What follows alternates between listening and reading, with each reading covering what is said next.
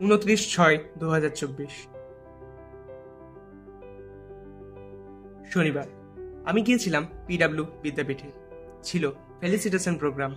এর মানে প্রথমে আমিও বুঝতে পারিনি, কিন্তু পরে গুগল করে জানতে পারি আমাদের ভালো রেজাল্ট করাই আমাদেরকে অভিনন্দিত করার জন্যই ডাকা হয়েছে। মন যেন বলে উঠলো, এটাকে মিস করা যাবে না ভাই।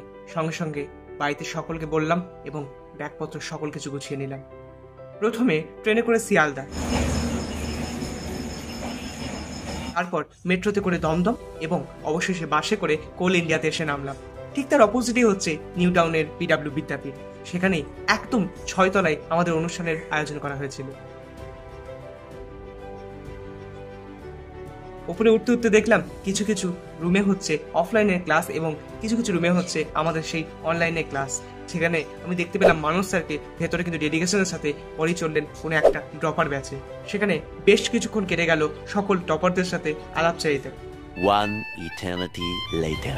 গল্প করতে করতে কখন যে সময় পেরিয়ে গেল বুঝতে পারলাম না। তখন দেখি সকল টেকনিক্যাল টিম সেখানে হাজির। সকলে মিলে ব্যাক স্টেজে সকল সেট তৈরি করছে। এতকাল পিডাব্লিউ সকল সেলিব্রেশন যে এত পারফেক্টভাবে ইউটিউবে দেখে এসেছি, তার পিছনকার হার্ডওয়ার্ক দেখতে পেলাম সেই দিন। দেখতে পেলাম কত জনের অবদান আছে এই একটা সফল ইভেন্টের পিছনে। যেমন কি আয়ুষ স্যার আর এই দিদিটা এসেছিল সেই সুদূর দিল্লি থেকে এই ইভেন্ট ম্যানেজ করার জন্য। এরপর টিফিন চলে এলো। দেখতেই তো পাচ্ছ টিফিনের মধ্যে কি কি ছিল। সেটা খেয়ে শেষ করতে না করতেই কানে এলো ঢাকের আওয়াজ। তাকিয়ে দেখি টিচারদের হচ্ছে ধামাকেদার এন্ট্রি।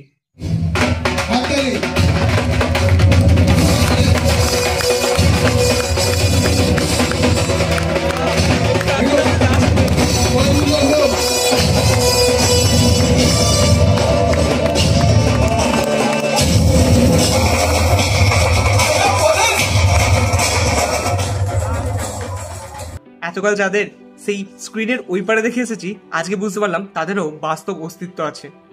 এগুলো অবশ্য তোমরা ইউটিউবেও দেখতে পেয়ে যাবে যখন পিডাব্লিউ থেকে এগুলো আপলোড করবে। সব থেকে ধামাকেদার ছিল আমাদের সকলের প্রিয় প্রিয়ম স্যারের এন্ট্রি।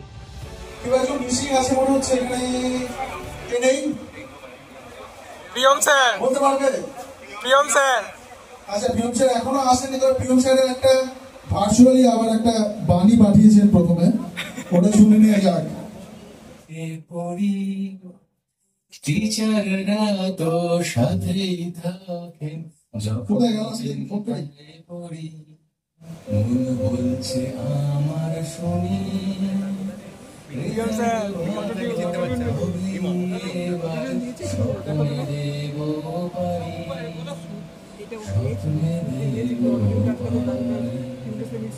টেম্পারেচার এত কম কেন? আওয়াজ নেই, চুপচাপ বসে আছে। এটা পিডাব্লিউ স্টুডেন্ট কি করে হলো ভাই? জোরসে জয় পিডাব্লিউ।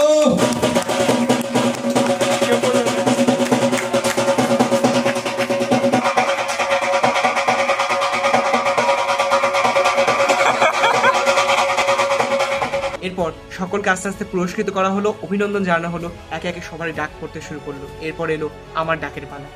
ফুলিয়ে উঠে গেলাম স্টেজে। হয়তো আজ আরো গর্ববোধ হচ্ছিল, কারণ আজ আমি একা স্টেজে উঠিনি, আমার সাথেই আছে মিমি আর বাপু। মিষ্টি খাওয়ানো হলো, দেওয়া হলো একটা প্রাইজ এবং তার সাথে কালো ব্যাগের মধ্যে আরো অনেক কিছু। স্টেজে দাঁড়িয়ে হাতে মাইক পেয়ে মনে যা এলো গড় গড় করে তাই বলে দিলাম। সেটা হয়তো তোমরা ভিডিও আপলোড হলে তখন দেখতেই পাবে। এরপর শুরু হলো একটা মজাদার খেলা, টিচার্স ভার্সেস স্টুডেন্টস। চোখে পটি, হাতে একটা প্লাস্টিকের গ্লাস, তার মধ্যে কোনো না কোনো একটা ফলের রস। টেস্ট করে বলতে হবে যে এটা কোন ফলের রস। আরে প্রথম কন্টেস্টেন্ট কে ছিল জানো? আমাদের প্রিয়ম স্যার। টানা 3টে পরপর ঠিক গেস করে দিলেন। চতুর্থটাতে মার খেয়ে গেলেন। পালা এলো স্টুডেন্টসদের। আমার ক্ষেত্রে যে একটা ফলের রস পড়েছিল, কি একটা টক ফলের রস ছিল, তার সাথে নুন মিষ্টি ঝাল সব কিছু মেশানো ছিল। বুঝেই উঠতে পারলাম না ওটা কোন ফলের রস ছিল। তাই আমি বেশি কথা না বাড়িয়ে ঠক ঠক করে গ্লাসের গোটা জুসটা শেষ করে দিয়ে জানি না বলে পেছনে চলে এলাম। अरे खुद पहन लिया भाई, क्या बात है, क्या बात है। ना ना कुछ नहीं दिखाई दे रहा है, फिर एक जूस दे दो, अभी थोड़ा कम करके ही दे दो, बाकी बहुत सारे बच्चा हो गया। নিজে খাবে বলে না না, আমি শুধু বিরিয়ানি ছাড়া কিছু খাই না। স্ক্যাম করছে। সোনাঝুরির জঙ্গলে পাওয়া যায়।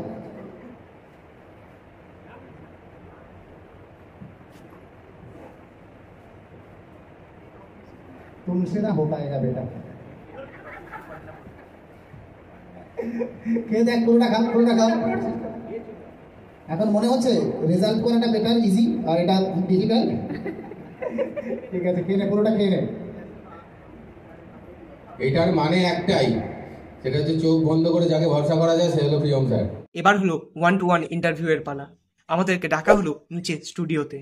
এই স্টুডিওতে এসে দেখতে পেলাম যে আমাদের লাইভের সেই ওপারের জগৎটাকে।